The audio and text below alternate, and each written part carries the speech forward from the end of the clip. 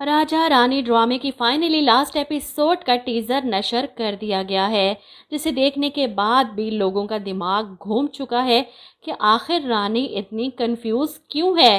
Last episode में भी यही टेंशन के तलाक के पेपर्स पर साइन करूं या ना करूं। पिछले 3 एपिसोड से हम मुसलसल यही तमाशा देख रहे हैं। खैर, अगर इस ड्रामे के ओएसटी और टीजर्स देखकर अंदाज़ा ना होता कि रानी लास्ट एपिसोड में जावियार की दुल्हन बनकर इसके घर आएगी, तो शायद इस वक्त इस ड्रामे के लास्ट एपिसोड के टीजर को देखकर लोगों को बहुत ज़्यादा गुस्सा आ रहा होता। तो चौंका ये कंफर्म है कि रानी जावियार को ही चूज करेगी और इस सब में सबसे बड़ा किरदार फिज़ा का है।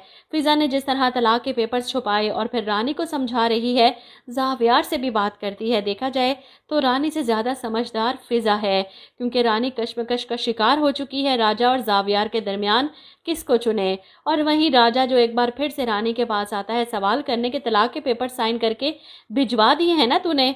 रानी परेशान होकर बताती है कि फिज़ा ने वो पेपर्स छुपा लिए थे, मैं कब से उसे मांग रही हूँ, पेपर्स मुझे वापस नहीं कर रही, वो नहीं चाहती कि मेरी और जावियार की तलाक हो।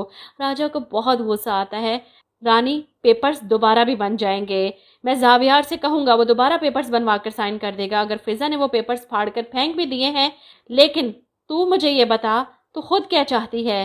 जिस पर रानी कहती है, मुझे समझ नहीं आ रहा कि मैं क्या फैसला करूं, बस हर कोई अपनी बात करके मेरे दिल में वहम और वसवसे पैदा कर रहा है। वो कंफ्यूज होकर आखिरकार जावियार को ही फोन करती है सवाल करने के लिए कि जावियार, अगर मैंने हार मान ली और हम दोनों एक ना हो सके तो तुम्हें कैसा लगेगा।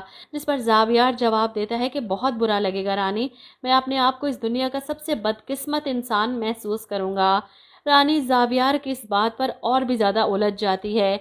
वहीं अमीरा माँ की कोशिश है कि रानी और जावियार बाबा एक हो जाएं, कभी एक दूसरे से अलग ना हो। वो जावियार से कहती हैं कि आप रानी को मना लें, जिस पर जावियार कहता है कि फ़ायदा नहीं ये सब का, वो अपना फैसला कर चुकी है और मुझे रानी का हर फैसला दिलो जान से कबूल है। वहीं अगले दिन राजा फिर से जावियार का रास्ता रोकता है, इसकी गाड़ी के सामने आता है, इससे बात करता है, तुमने रानी से कहा कि तुम मुझसे ज़्यादा उससे मोहब्बत करते हो, मुझसे ज़्यादा उसे खुश रखोगे।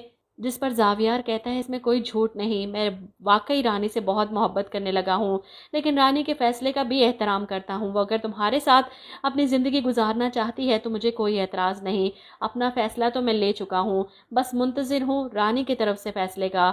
और यहाँ पर राजा जावियार से बात करने के बाद समझ जाता है कि रानी क्यों इन पेपर्स पर साइन नहीं कर पाई और फिज़ा ने वो पेपर्स क्यों छुपाए।